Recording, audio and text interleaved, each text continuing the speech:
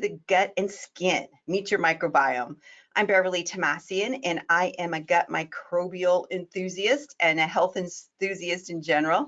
And I also am very interested in the intersection between microbial health and diabetes, and microbial health and overall body health. So let's get started as we launch into this exciting topic. I want to welcome and celebrate with all of you Diabetes Month. All of November is Diabetes Month, and I think it deserves a full month of recognition, highlighting the number of people who live with diabetes, pre-diabetes, type 1, type 2, gestational diabetes, all the different types of diabetes, bringing it to the forefront to say, let's make a difference. Let's figure out how to prevent it. And then if people get diabetes, how do we help them get to the best quality of life and receive the most optimal care? Let's break down those barriers. For our November celebration sales and beyond, anytime you order a book or teaching tools, everybody gets a free pocket card and a cool purple tote. And there's also a sticker in there that you can put that sticker on your study material, or I don't know, a cup, so that you know that we're here with you, cheering you on. What else is happening? Oh, we're having our Cyber Monday sale. It says here 25% off. We kicked it up this year up to 30% off. So this was from last year. This year, 30% off. So hopefully, if you're signed up for our newsletter and announcements, you've been seeing that we're preparing for it. We're letting people know ahead of time. We know finances are tight, and we want to support you on your path and support you emotionally, cognitively, and financially. Here's who we're also celebrating is Doctors Best and Banting, who are doing their research in 1921, Toronto. And what they were doing is total pancreatectomies on dogs, inducing type 1 diabetes, and then injecting the dogs with this miracle formulation called insulin. Well, Marjorie lived for 70 days without a pancreas because of their discovery of insulin. They published their paper, and then the world went crazy and said, we need this insulin to save the life of our child. And from that point on, insulin is now made available. They sold the patent for $1 to make sure everyone always had access to insulin. And in our November newsletter, we do address that over 1 million people ration their insulin because they can't afford it every year in the United States. So we have some resources there to help people make insulin more affordable, as Banting and Best wished for. Okay, our pocket cards. I have some insider news for you. We've updated our pocket cards with new insulin information as far as onset and peak effectiveness of insulins. So those are available electronically with the updated information. We also made some updates to some other little issues that needed to be revise as we get new information about medications. What else? And you can download them for free on our website or get this information for free on our CDCES Coach app. We're going to send these pocket cards to the printer in 2023. So that will be part of our celebration. And here's our CDCES Coach app. And we write a question of the week and we publish it on the app. And there's also our pocket cards and cheat sheets and cardiovascular risk calculator. Like, we try and infuse our app with a lot of great information so you can download it on your Android phone or your iPhone.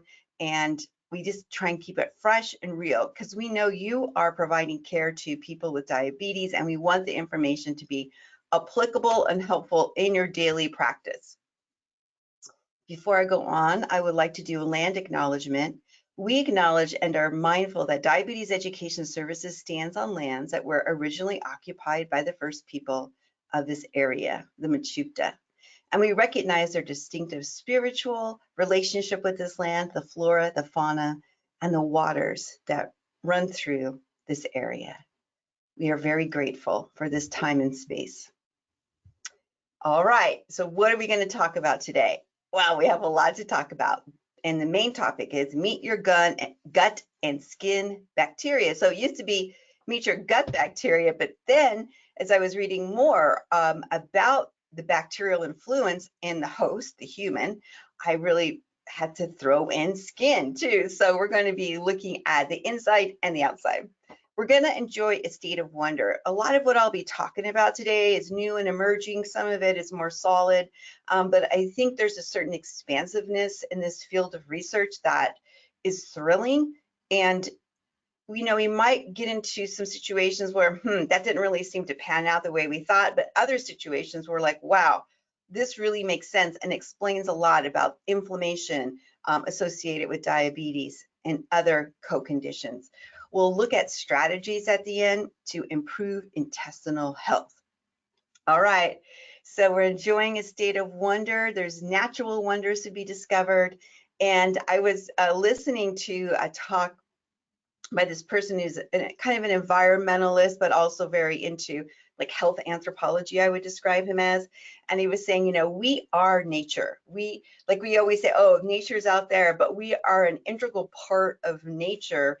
And we have a coexistence with these bacteria that we've often not really acknowledged or recognized. So this state of wonder is a place where we have an open mind for discovery of new ways of looking at things, which is a great place to be.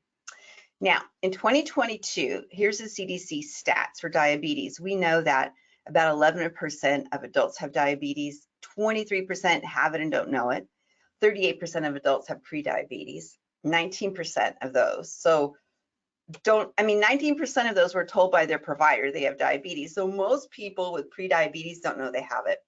Anyways, if you look at 11% with diabetes, 38% with prediabetes, we're looking at about half our population walking around with hyperglycemia. That's a big issue because we know that even prediabetes hyperglycemia increases risk of cardiovascular disease, eye disease, kidney disease, nerve disease. We want to nip this in the bud. And maybe one way to really address diabetes in America is to start with health equity. And so, there's a whole zip code project which realized people who are born in certain zip codes have shorter lifespan, more risk for diabetes, more risk for socioeconomic disadvantages. And if you look at diabetes in America, you can certainly see the darker the area, the higher the prevalence and incidence.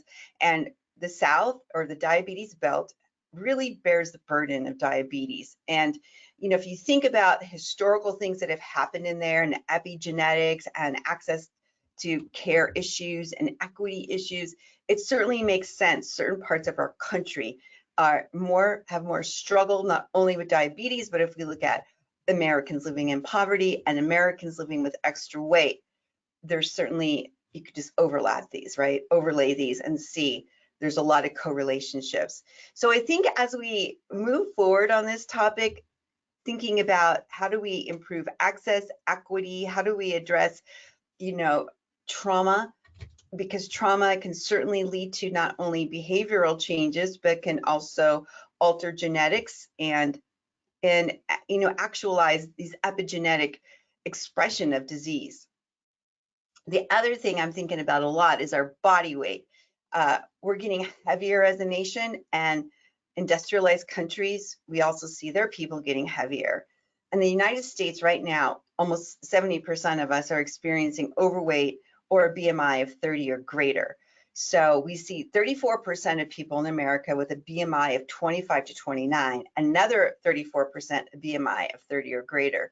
So we realize that, man, we have to do something. And I don't know if you heard on the news that the sale of Ozempic is gone nuts. And you all know Ozempic is a GLP-1 receptor agonist, and it's prescribed for people with diabetes. That's its intention, to help lower blood sugars and also support weight loss. But now it's being, utilized by, it just kind of entered into the movie star in the social media space where people are on it and, seeing tremendous weight loss from it. So there's always an interest in our culture and strategies to lose weight. And it seems that, could we help our kids be at a healthier weight when they graduate high school? Could we start there, early education, and helping people make healthier choices and shifting our environment where there are less choices that are detrimental to our health? For example, fast food restaurants. We know that people who live near a fast food restaurant within a mile generally weigh more. We know that. It's just a statistic. And we know that the portion sizes are getting larger, and many people are drinking, along with their burgers and fries, a lot of sugary drinks. So if we look at our rates of obesity over time, you can see the body mass index in 1986, we were running around 24 to 25.5. Now 2012 and beyond, we're all getting heavier. The interesting thing, it's not just less than high school education folks that are getting heavier, it's college people. We're all getting heavier. Just people who graduated college a little bit slower than others. So, what is going on here? And the other thing is that our caloric intake is on the rise. From 1970, we were eating about 2,000 calories a day all the way, let me just move my thing, 2010, and 2,600 calories a day. We're consuming more, we're moving less, we're in a critical juncture. We're certainly eating less fiber, and fiber is so powerful as far as helping decrease body inflammation and, of course, nourishing our gut bacteria. So just everything I've talked about so far, let's do a poll question. What do you think is contributing to the increasing prevalence of type 2 diabetes? A, processed foods, B, increased sugar intake, C, toxic stress, ACEs, D, changes in gut microbiome, E, environment, or F, all of the above. And let me launch our first poll of the webinar to see what you all think.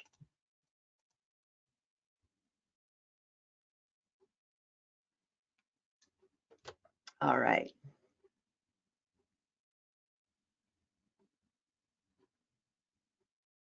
Thanks for voting.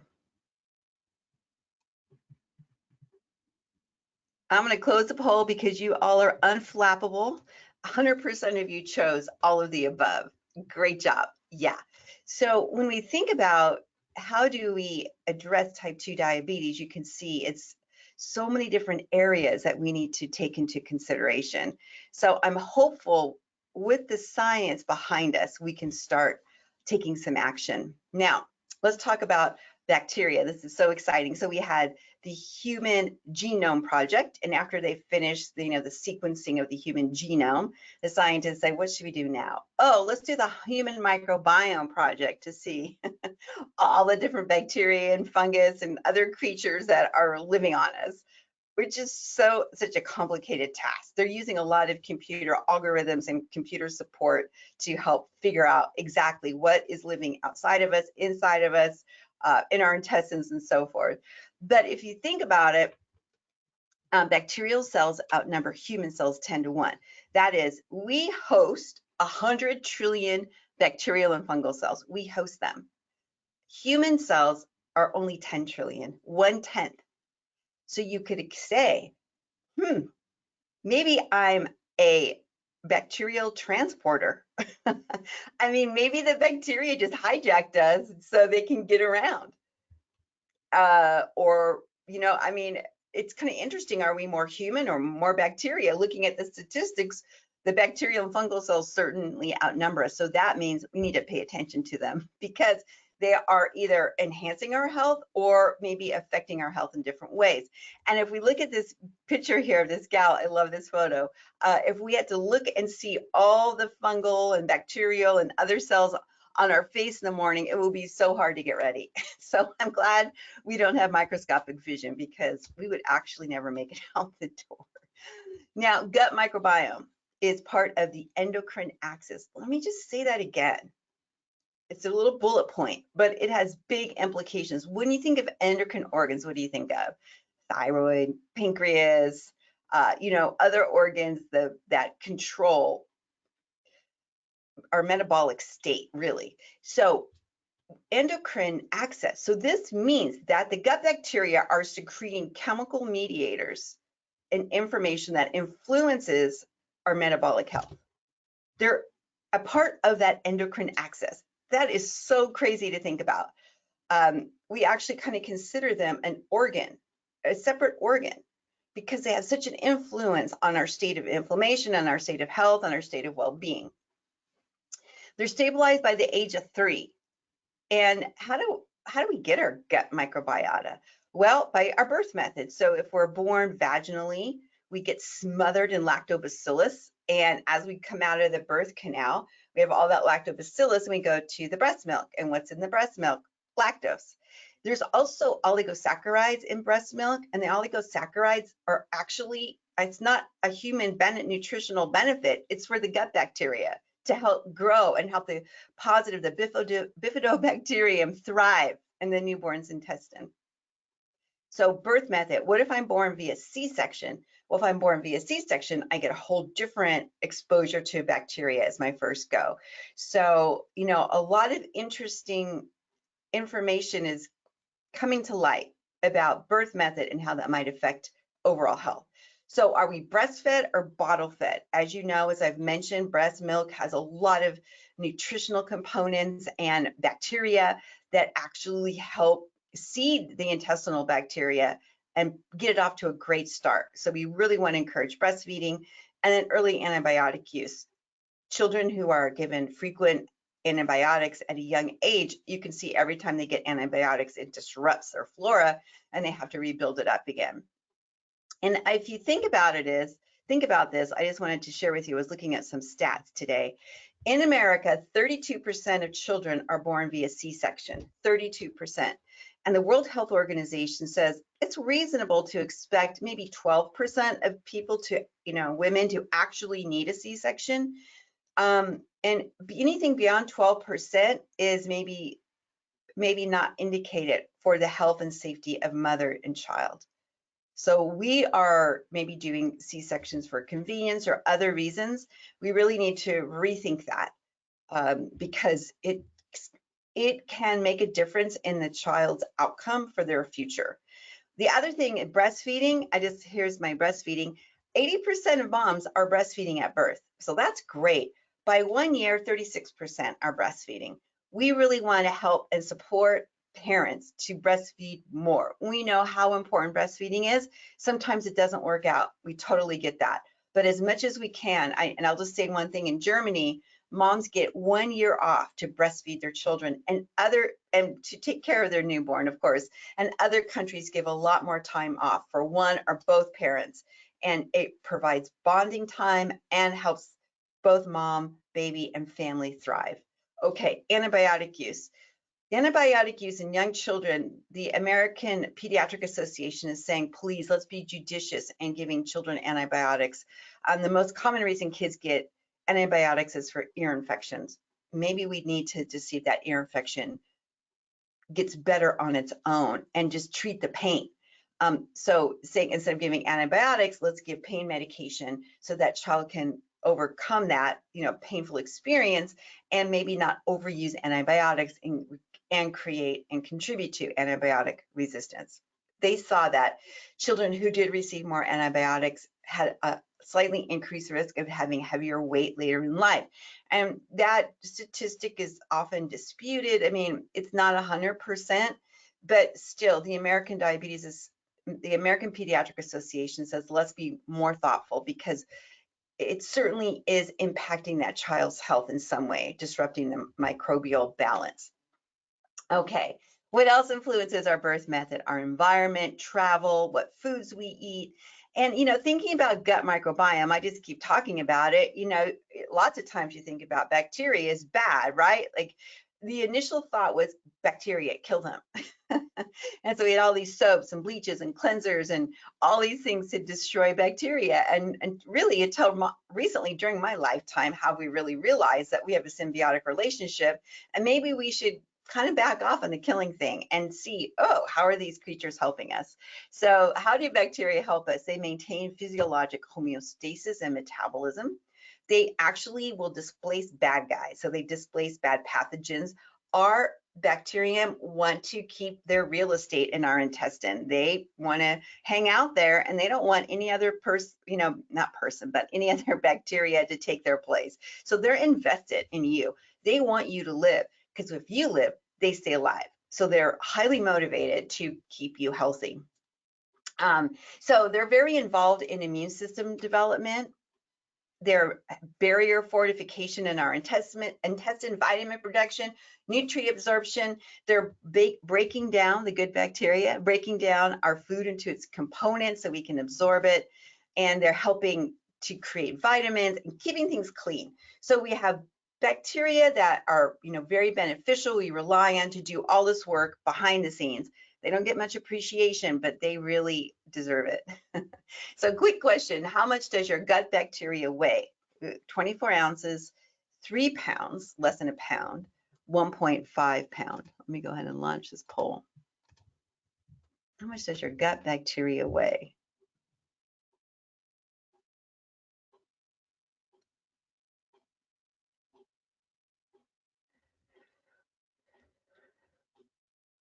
All right, take a few more seconds.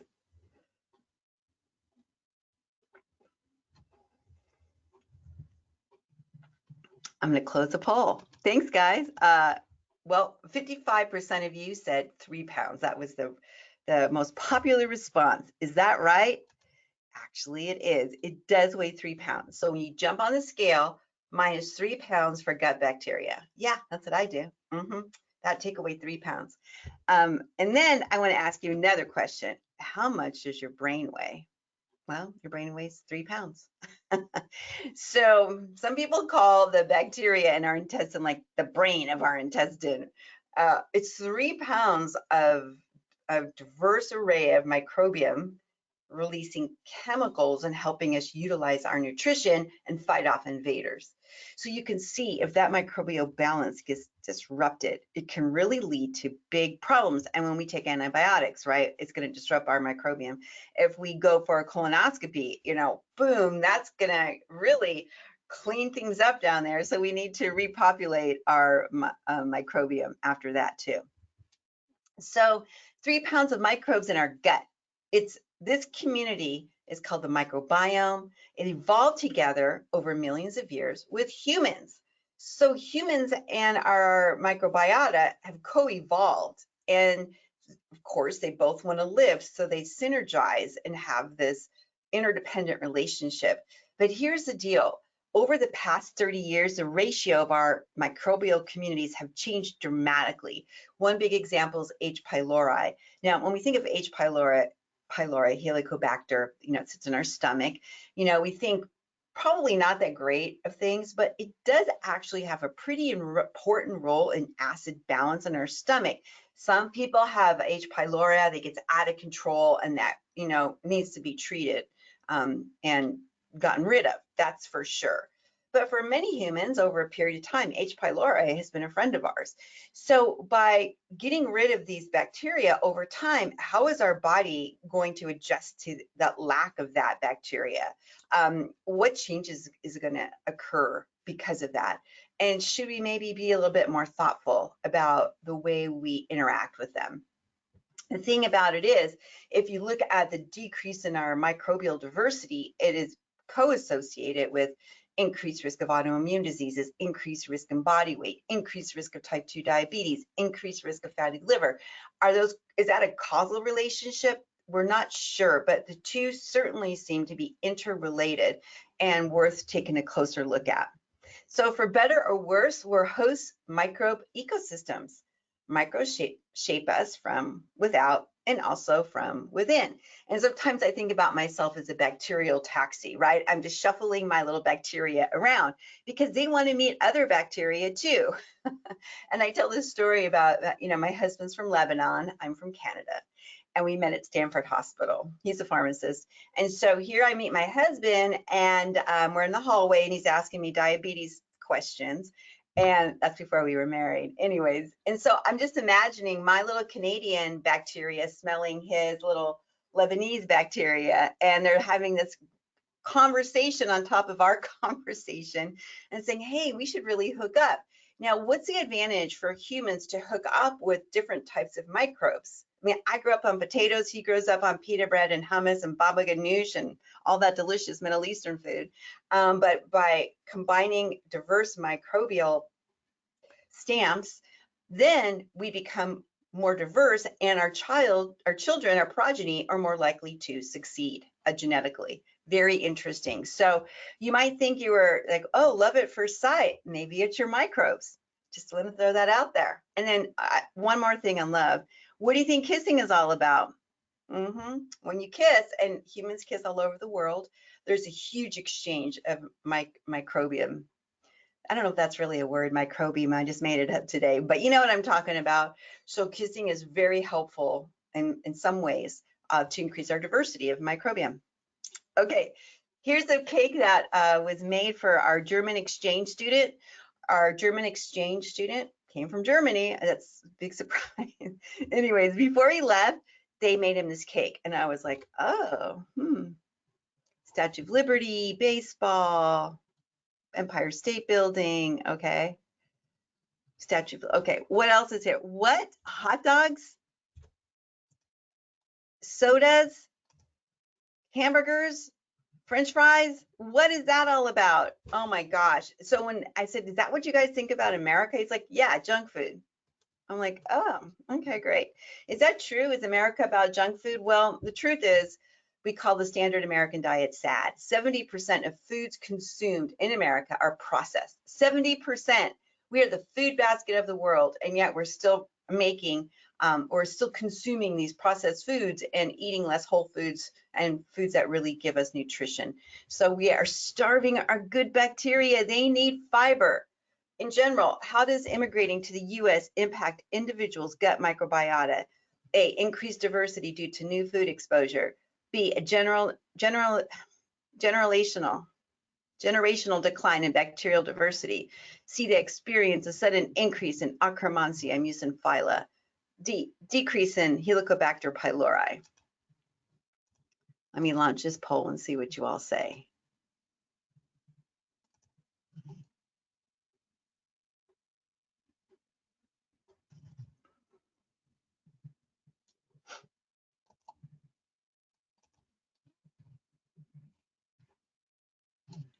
All right. I'm gonna get a drink.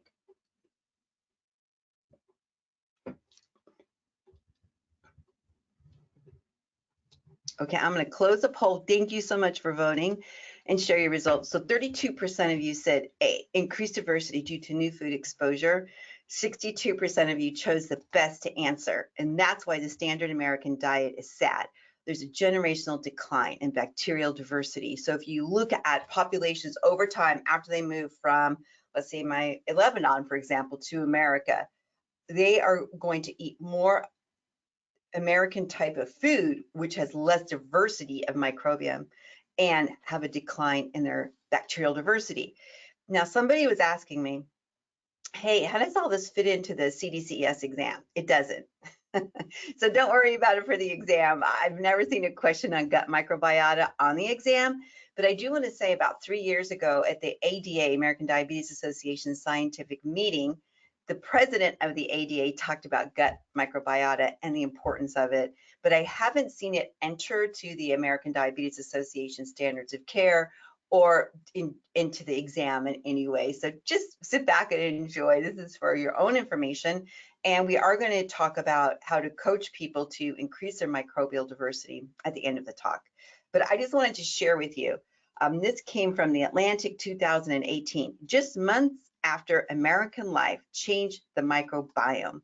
Immigrants' gut bacteria westernized soon after they moved to the US, which might influence body weight, I'm going to change that, and immigrants and Americans alike.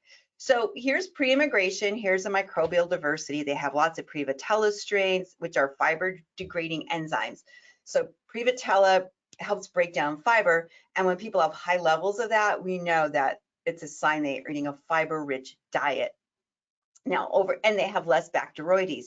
But look what happens over time. They have less Prevotella and more Bacteroides strains. And then look at their microbial diversity, new arrivals, and then over, long-term, US born, and so forth. So you can see the microbial diversity decreases. Our consumption of food, the variety of foods we consume, is actually very low compared to what's actually out there in the universe. I mean, people's #1 intake of vegetables is potatoes. That's the #1 vegetable they eat.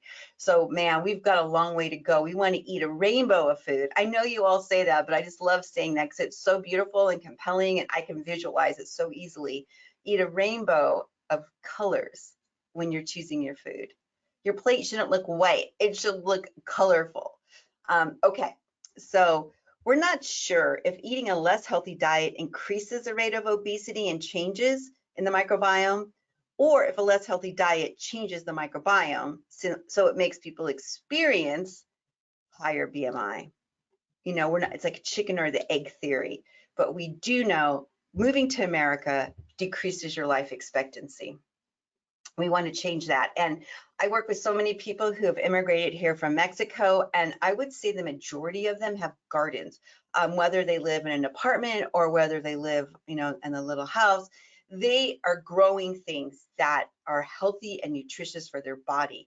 And many of them are still making homemade tortillas. So those cultural traditions can preserve health. And we really want to encourage immigrants. You know, they come to America and they're like, where are my foods? I miss my food so much. Having a garden can be so beneficial for their microbiota and for their mental health too.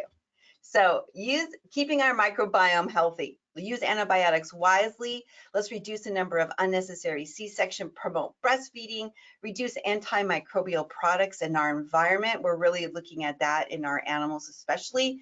Improve nutrition by increasing the amount of fiber and diversity of foods, and adding functional foods containing prebiotics, probiotics to diets. Our gut health affects our overall health. So that's just kind of where we're at now, but let's talk about our gut neurons and direct messaging. So our enteric nervous system is a nervous system of our gut, sometimes referred to the second brain. It's a critical part of our gut-brain axis. So the health of our gut is influenced by the microbiota, the diversity of microbiota, and the thickness of the mucus lining in our intestine, which I'll talk about. So this is going to influence the health of our gut, neurotransmitters, and affect stress, anxiety, mood, and behavior. We know that now. The gut health not only influences mood and behavior, but can also influence clarity of thinking and increase or decrease the risk, it seems like, for Alzheimer's and other neurological issues of the brain, because there's a direct elevator up the vagus nerve, right, to the brain from the gut. So we know that that direct elevator through the vagus nerve is going to impact our thinking, our mood, and our affect. And then the brain has an influence on motility, secretion, nutrient delivery, microbial balance. So it's this feedback loop. And that's really important to kind of keep in mind as we're thinking about helping people get to all body health, is this gut brain connection. So the gut has its own nervous system. You've heard of irritable bowel syndrome, and you know, when people are nervous, you know, all of a sudden they have to go to the bathroom. So we know that our energy in our mind is transmitted to intestinal action. Anyways, the gut has its own nervous system, functions independently of the brain or spinal cord. Neurons and gut wall can activate spinal cord neurons. It's a powerful mechanism to transmit info from the gut to the brain. Visceral fugal neurons relay info from the gut to the sympathetic nervous system.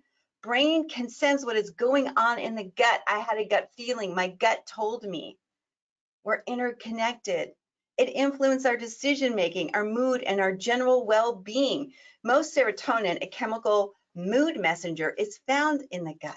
So understanding how our gut messaging controls other organs can lead to treatment breakthroughs. They're actually considering the gut, and I was talking about the microbiome as an endocrine organ, but they're actually considering the intestines to be an endocrine organ too, because of all the chemical reactions that are taking place and influencing our health.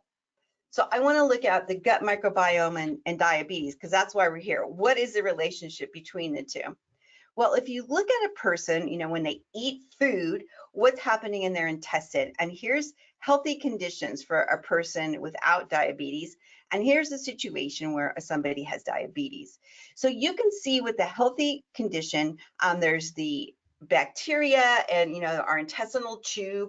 And then here's a mucus layer. This mucus layer turns out to be really important in our intestine because it prevents bacteria from emigrating out or leaving our intestine and going out into the circulation. So here you could see we have a really thick mucous membrane. We have epithelial cells in the lamina propria that have intact tight junctions. They're really close to each other. That's what it's supposed to look like. When people have diabetes, we can see that their mucous membrane is much thinner. So the thickness of your mucous membrane in your intestine is one side of intestinal health. And then you can see there's these loose junctions, or what we call leaky gut. You've all heard about that, right? Or you have leaky gut, and sometimes people have this overgrowth of gut bacteria, and they take antibiotics to treat that. But this leaky gut is co-associated with diabetes conditions and can lead to this over release of bacteria. And look what happens with this over release. We have more cytokines, chemical messengers that cause inflammation, higher chance of type 2. We can also have, with leaky gut, autoreactive T cells, which cause more inflammation, and autoantibodies, and can actually attack the beta cells associated with type 1 diabetes. So we have inflammation, decreased insulin sensitivity, and more autoimmunity associated with this unhealthy, diminished mucus layer. So I just was kind of Googling what's the latest in diabetes, and the Cleveland Clinic is doing such interesting research on this, the relationship between bacteria that's circulating in our body and the expression of type 1 diabetes. Certainly in Finland, I was reading an article, it's like from 15 years ago. In Finland, they were watching children who had genetic risk of diabetes, and they saw that right before the children expressed type 1 diabetes, they had a huge shift in their gut microbiota. The ratio of Bacteroides to Prevotella, I think those were the two, shifted. And then they expressed the type 1 diabetes. We saw the autoimmune disease. So in the Cleveland Clinic, they're trying to nail down, what is happening in the intestine. And what they think they found, I just want to read this to you, is that how a specific gut bacteria may actually cause type 1 diabetes. So we're not sure if this is a causal relationship. The research is really early, but it can be a marker that the person is moving toward type 1 diabetes. There's a bacterium that produces an insulin-like peptide that can give mice type 1 diabetes, and infection with the microbe seems to predict the onset of the disease in humans, a study finds. So what is that bacteria called? Well, the presence of the bacterium Parabacteroides distasonis in the gut microbiome causes type 1 in a mouse model and seems to predict the onset of the disease in humans. This is likely because the microbe produces a peptide similar enough to the part of the insulin molecule that it can lead to the production of insulin-targeted antibodies, priming the immune system to launch an attack against insulin and the cells that produce it. Thus, the researchers have identified a microbial culprit for doctors to examine as they look for new ways to screen for and perhaps eventually prevent the disease. Wow, how exciting is that? So this is just new emerging information from Cleveland Clinic, July 25th, 2022. I put down the article here where you can read more about it.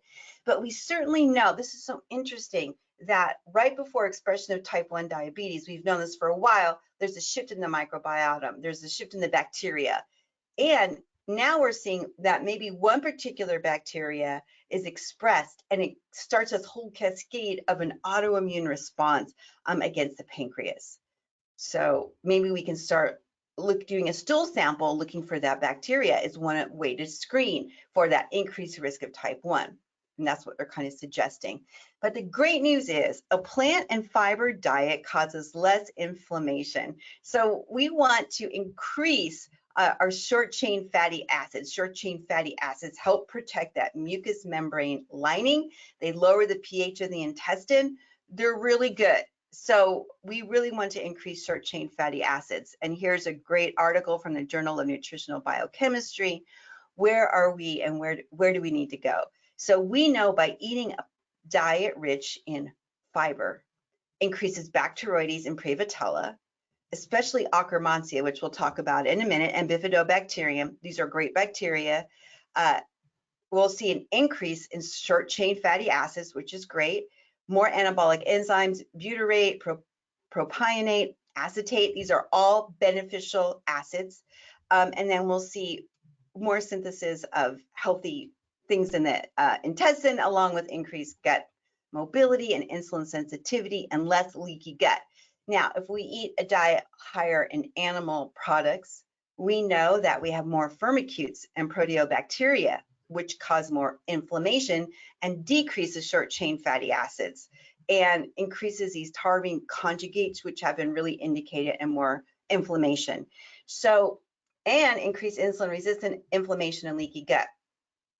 The American Association of Clinical Endocrinology recommends that we eat more plant-based diets. I mean, and even in the ADA standards of care, it says for sure, eating more plant-based nutrition is very beneficial for people living with diabetes. We know that. And we need to bring it up to people living with diabetes, kind of assessing how much are they eating as far as meat and protein, and can they consider increasing their consumption of more plant-based nutrition. That will definitely help. The other thing that will help is metformin. So and I need to say I have no conflict of interest. Just what I'm talking about is just based on my own research. So metformin, also, we know that metformin decreases inflammation, it improves cellular health, but it also seems to help gut microbiota in diabetes. It induces GLP-1 secretion. That's great news because we know the GLP-1s help lower blood sugar. It helps improve the ratios of Bacteroides to firmicutes. It actually has a capacity to induce mucin expression, similar to Ocromancy mucin phyla. So mucin expression means that mucous membrane on the intestine, we want to increase that layer, make it nice and thick so we have less leaky gut. It does that and improves metabolic profile by lowering tissue inflammation in the presence of extra weight.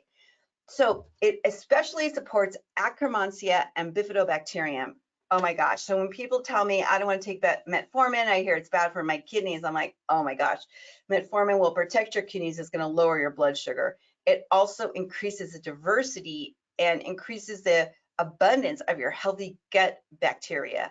So certainly, I mean, I know people, the main issue they have with it is that it causes some bloating and some diarrhea, but maybe that's because there's a shifting of the gut microbiota. But you know, extended release is always better. But I think this is kind of one of the unsung benefits of metformin. So I've been talking about this Ocromancy mucin phyla. What is the big deal? Well, it is a mucin-loving bacteria. It consumes mucin and it wants that mucin wall to be really thick because it means that there's less inflammation. So it's a very powerful bacteria in our bodies. It's in our mucous lining and is inversely correlated with obesity and diabetes, both in mice and humans. So the higher our levels of Ocromancy mucin phyla, it's going to let us know the less chance of obesity and inflammation. It is a mucous lining protector and increases the presence of short chain fatty acids. It's associated with improved health. They call it OC. So if you want to be cool, just say, oh yeah, I have a lot of OC. It's associated with enhanced intestinal barrier function and incretin secretion. It comes back to the GLP-1s from the intestinal endocrine cells. Together, these actions suppress obesity, insulin resistance, and intestinal inflammation. So here is, again, an intestine that's intact. You can see the epithelium is tightly bonded together. There's not the leakage of bacteria from the intestinal lumen over to the bloodstream. Here, there's more inflammation. There's not that much Ocromancy mucin phyla. So there's a lot more opportunity for the bacteria to leave the intestine and enter the bloodstream, which can cause overgrowth. So I stole this from this journal article from the Journal of Applied Microbiology and a review of a potential and promising probiotic candidate, Ocromancy mucin phyla. Look at all the benefits it has. And there's some good research out there that if people are wanting to take a probiotic that seems to improve health, this might be a probiotic to consider. But again, one of the best ways to increase Ocromancy mucin phyla and other healthful bacteria is eating a high fiber diet. I would say that is numero uno, right? To feed your good bacteria, keep them happy, make sure they have adequate nutrition, give them enough sleep. They need exercise, they need energy. So when we do that, we maintain our healthy bacteria and we can improve the overall health of our gut microbiota. So I just wanted to talk a little bit about pregnancy. And this article, it was from October 21st, Gut Microbiota for Health. The thing is, you know, if if parents know that what they eat during pregnancy could impact the health of their child and influence their microbial health, I think with that information, they really are highly motivated to, you know, give their child the best start. So mother's diet shapes the gut microbiota during pregnancy and birth and when breastfeeding, impacts baby's gut during the first 18 months, and disruption in gut colonization can lead to extra weight, allergies, cardiovascular disease later in life. So diet is one of the most powerful factors driving gut microbiota diversity. So they did a study, they looked at 86 baby mom pairs, and the pregnant women's diet in one study was based on a high amount of dietary fiber, omega-3 fatty acids, polyphenols. And the other group, the women had a higher diet in carbohydrates, saturated fatty acids, and more animal protein. So certainly this diet was had much more nutrition and caloric value and nutritional value. The high fiber diet and other nutrients had a greater presence of ruminococcus, which shows up to be positive, a type of bacteria that produces butyrate, right? So now we're getting back to short chain fatty acids. Again, really great for our intestine. And butyrate is a biomarker for gut health. The less healthy diet, which had more carbs, saturated fats, and animal proteins, had more Prevotella, which is an oral a bacteria linked to an increase of disease and complications in pregnancy. And those children had a higher chance of being overweight in their early life. So just to say that a maternal diet high in vegetable protein, omega-3 fatty acids had a significant effect not only on the mom's health, but the baby's health. So one of the best gifts a mother can give her newborn is a balanced, healthy, and diverse gut microbiota. The most efficient way to achieve that is through what we eat during pregnancy. So it does make a difference. All of that work makes a difference. Okay, this tells me we're halfway through. Let's take a little stretch break.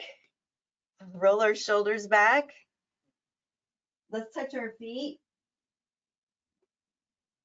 All right, that felt good. I know you have questions. I definitely will stay after class and answer them. So in the beginning, we had earth, human, and spirit. You know, when we first inhabited the planet, we really didn't have any scientific knowledge. We just were kind of trying to survive, right? Here's Otsi. They found him in Austria. He was, of course, not alive when they found him, but he's 2,000 years old. And when they found him, you know, they recognized he walked a lot. He had like a little medicine pouch. He wore, of course, animal skins, and he had the body of a, like I said, an Olympic wrestler. So humans did a lot more movement in our early existence, and he actually had a big diversity of gut microbiota and a lot of pollens. They could see all the pollens that were in his intestine based on his travels. They kind of knew where he went from and came from. But when I think about Otsi, he didn't have a cell phone, right? There was no electricity. He slept out on the earth, and he was, you know, he ate the foods that were in season, and he was kind of connected to the rhythms of life because he would have to go to sleep when it was dark and get up when it was light. And, you know, it was a difficult existence. I'm not saying it wasn't, but there was a much stronger connection to nature and intersection with the natural world, even though maybe they didn't understand it from a scientific perspective. But the truth is, since we've built shelters and we have electricity, and we have air conditioning, and we have food that comes in packages, and, you know, we're not nomadic, we're living in one place, we get in cars, and then we come to our garage. We have a lot less interaction with nature. And the truth is, we are nature, and our body and our beings benefit from that intersection with nature.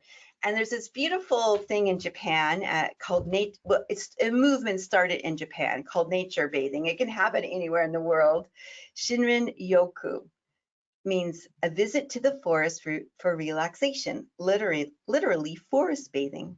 So having that quietude, you know, trips to the forest enhance the body's immune system by increasing the number and activity of lymphocytes.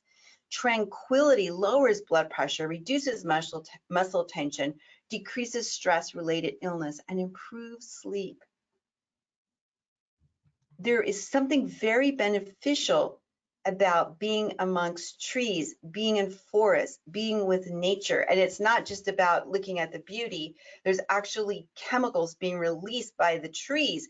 And the chemicals are designed to protect the trees from bacterial invaders, but humans can benefit from them too. So the key to unlocking the power of the forest is in the 5 senses. Let nature in through your ears, eyes, nose, mouth, hands, and feet. Listen to the birds singing and the breeze rustling in the leaves. Look at the different greens of the trees and the sunlight. Smell the fragrance of the forest.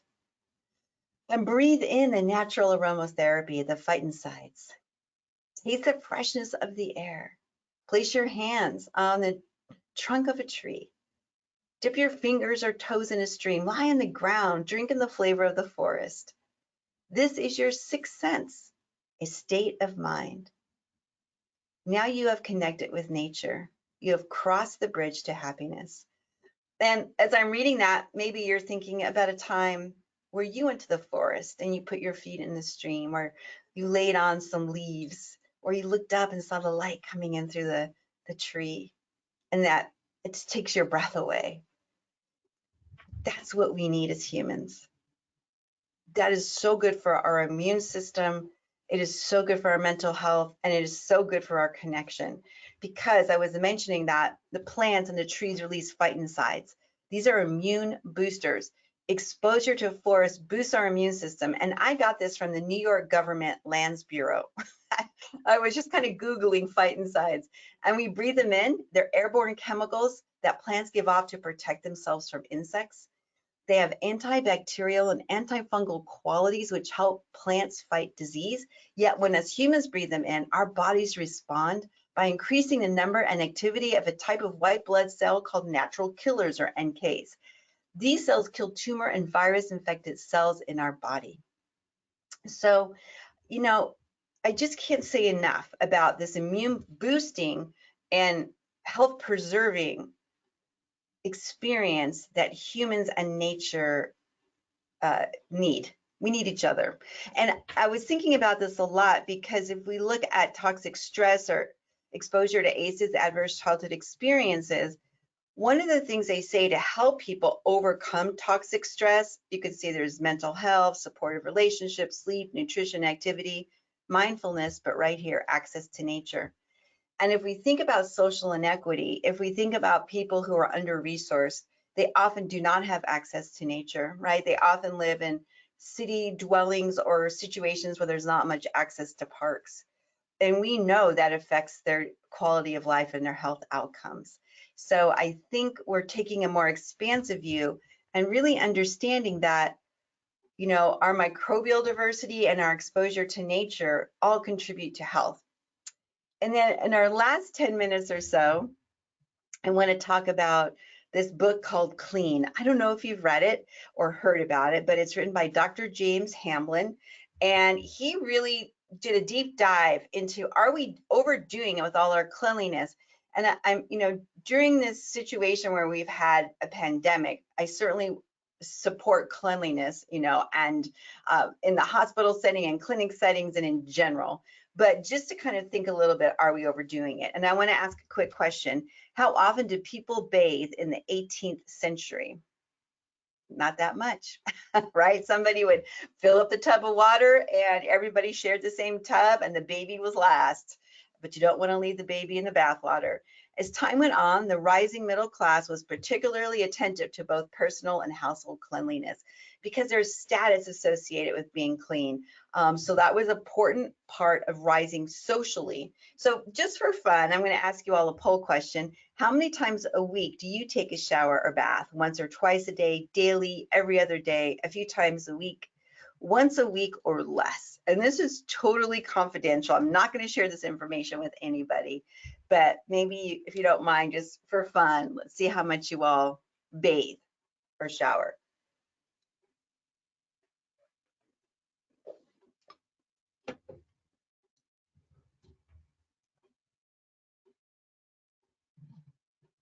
All right, thank you.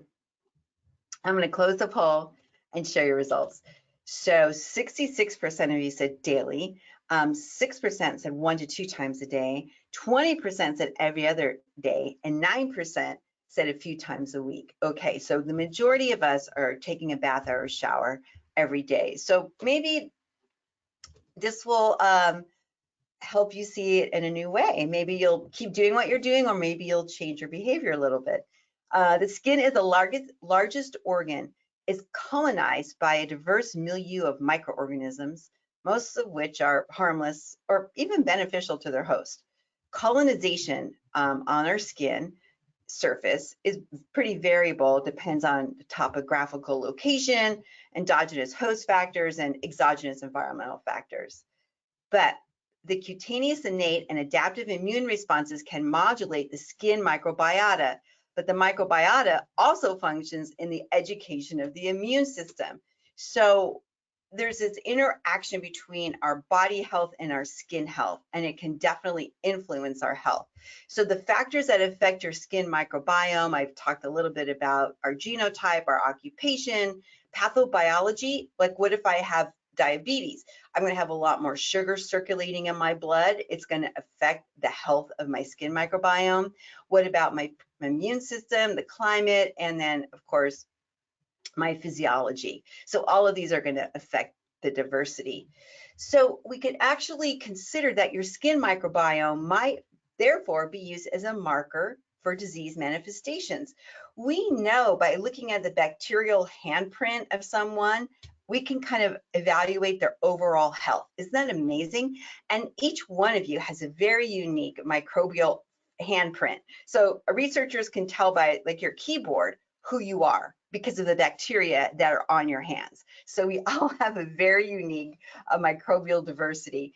And the microbial diversity is associated with BMI. So they could just look at my microbia from my hands and determine what my body weight is. They can know other things about my health too. So the gut and skin microbiome are interconnected. They communicate with each other. Diet affects the skin physiology and microbiology.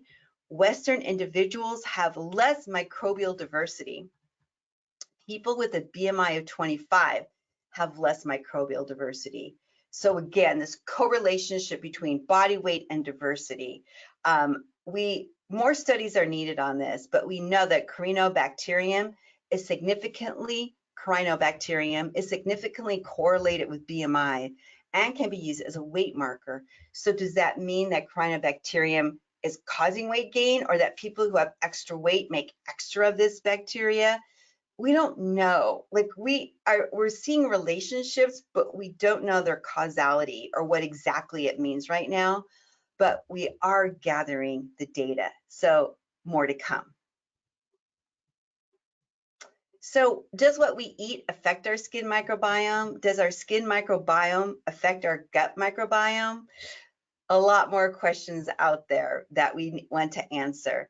But the thought is, if you read Dr. Hamlin's book, should we suds up less? Showering uses lots of water and takes time. Do we need all those cleaning products, solutions, plastics? We've been sold on the importance of getting clean. And is this daily wipe out of our envelope of bacteria? I love that. Unnecessary, harming us. And actually, I was thinking about this a lot. Like all of this stuff we put on our body, lotions, creams, cleansers, nobody's really evaluating it to see how it's affecting our health.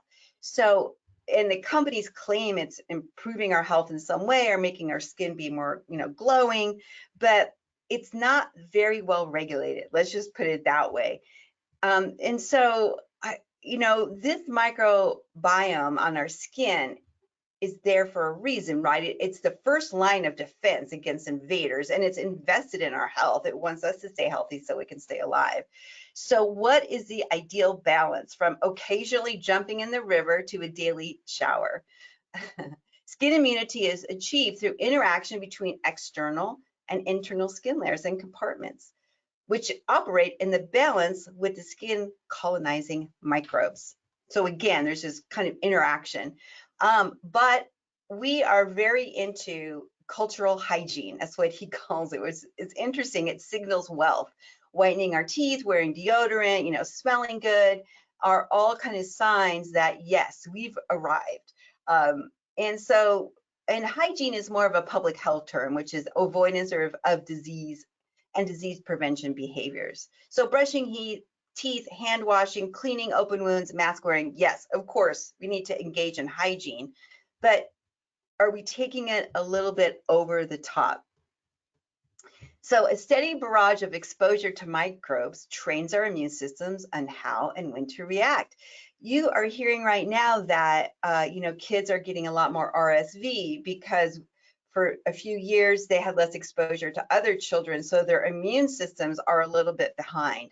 And so in the same thought is, as we let our children get out and play in the dirt and put things in their mouth and explore the universe, they're actually instructing their immune system on how not to overreact. So if we carry dirt, dust, and mud, though, in our current society, if a child is dirty, it's looked down upon, where maybe we should start celebrating that child being out and exploring the earth, because the earth has a tremendous amount of microbes that are very instructive to our immune system and very healthy for us. We know that people who live with animals and the animals track the dirt into the house have more diverse microbial array. So the thought is, stop killing all the bacteria, the hygiene hypothesis. In studies, mice raised in clean environment had a higher risk for diabetes than one raised in a dirty environment. Clean living may increase our risk for immune diseases. People who live on farms have less autoimmune condition. Daycare, other early exposures can lower the risk of diabetes. And as I mentioned, kids exposed to dirt, farm animals, and other kids have far less reactive immune system. So let's let our immune system get out and get dirty. So just wash your bits is what Dr. James Hamlin says. Armpits, genitals, feet, and hands. What do you think? It's kind of a radical thought. And take an occasional shower. Take home messages. What can we pass on to people in our communities to promote healthy microbiome? So I feel like I've made a pretty solid case that microbial diversity is important. Maybe we're overdoing it and getting rid of bacteria and washing up, but maybe it's time now that we reunite with our old friends that have been with us for millions of years. While your inherited genes are more or less fixed, it may be possible to reshape, even cultivate your second genome. So there's hope for us. We can help improve our gut diversity. And one of the most important ways we do that is through sleep. All the microbes that live in our intestine, known as our second brain, need sleep, especially as we get older, if we're a little more frail or we're struggling with illness. Sleep is so powerful. Even if we're really well and healthy, sleep is powerful. It's great for neuroplasticity, and it gives the body a chance to recover. The other thing is diversity matters for our health. Although our gut microbiota has a genetic component, diet, lifestyle, environment, antibiotics influence our composition the most.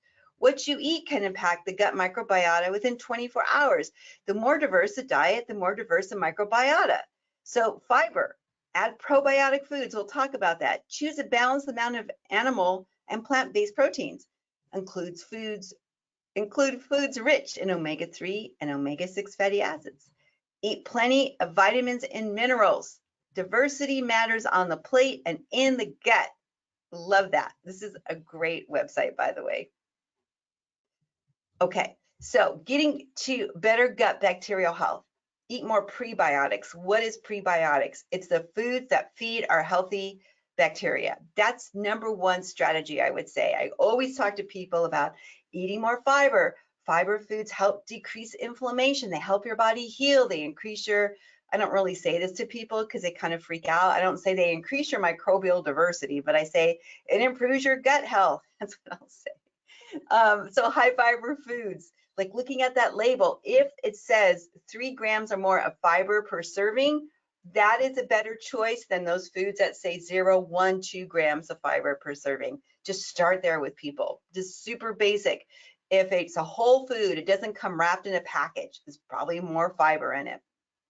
So high in prebiotic fibers include, Jerusalem, artichokes, onions, kale, Brussels sprouts, bananas, dandelion greens, and more. So those are prebiotics. Now, probiotics means there's bacteria already in them, and we can consume those bacteria that are beneficial for us. And they contain bacteria like bifidobacterium and lactobacillus. Yogurt, I've been watching yogurt for many years, like 2 decades, okay. And yogurt, when they do studies on people who consume yogurt, consistently, people have less diabetes when they consume yogurt on a regular basis, and it also have less extra weight. So yogurt has a bunch of really helpful bacteria for our intestine. There's also kefir or kefir, which I'll talk about in a minute. You want to look for live or active cultures going towards fermented foods like sauerkraut, kimchi, miso soup, kombucha.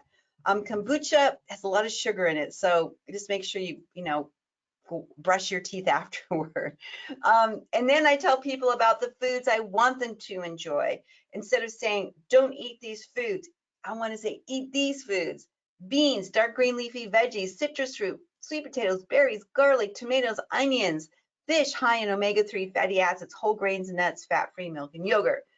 There's no red meat on that list, right? So superfoods are generally plant-based, but we do have the fish high in omega-3 fatty acids, and again, that yogurt.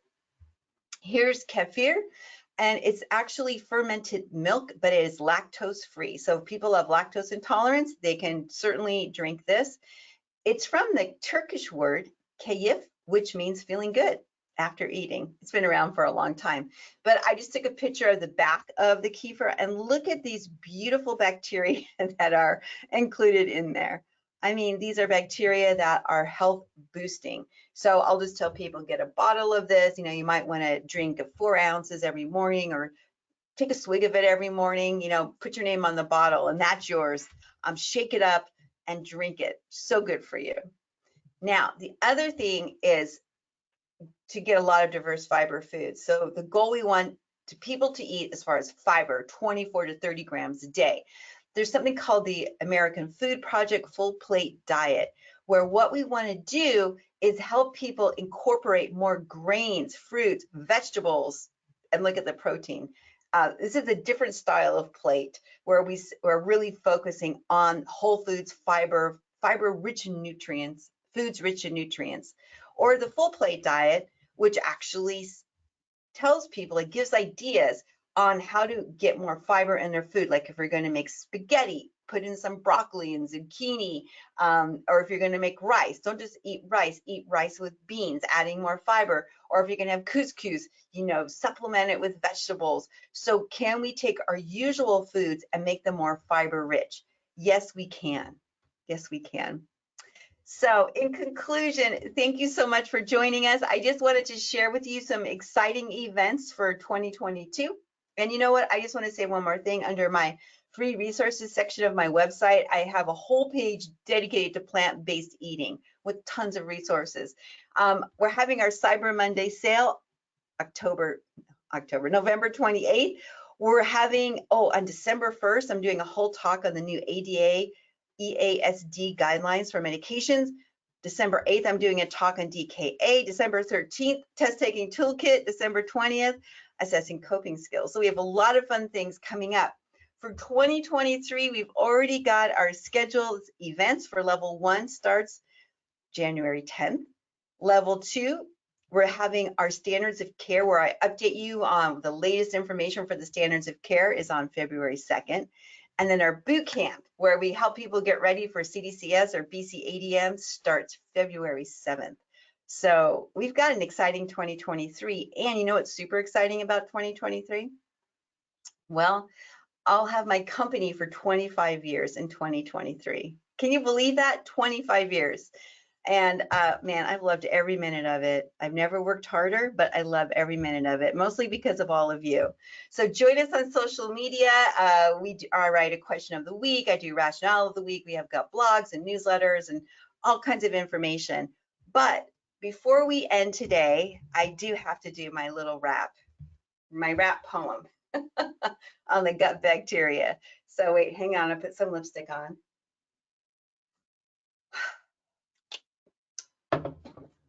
Take a deep breath. And anyways, I'm not sure if I'm going to get this 100% right, complete disclaimer, but I'm going to do my best. But if I don't say it exactly right, you've got the words there. So I'm going to step back a little bit so you can get the microphone in the picture. Okay, let's see. Here we go. I'll put this over here. So why did I write a rap about, or a poem about gut bacteria? Well, I was so excited about it. Like, it has so many fantastic words like bifidobacterium and lactobacillus. And I'm like, I have to write a poem to celebrate these bacteria that support our health. It's kind of an honor to them. So that's how I got started, and it's super fun. So here we go.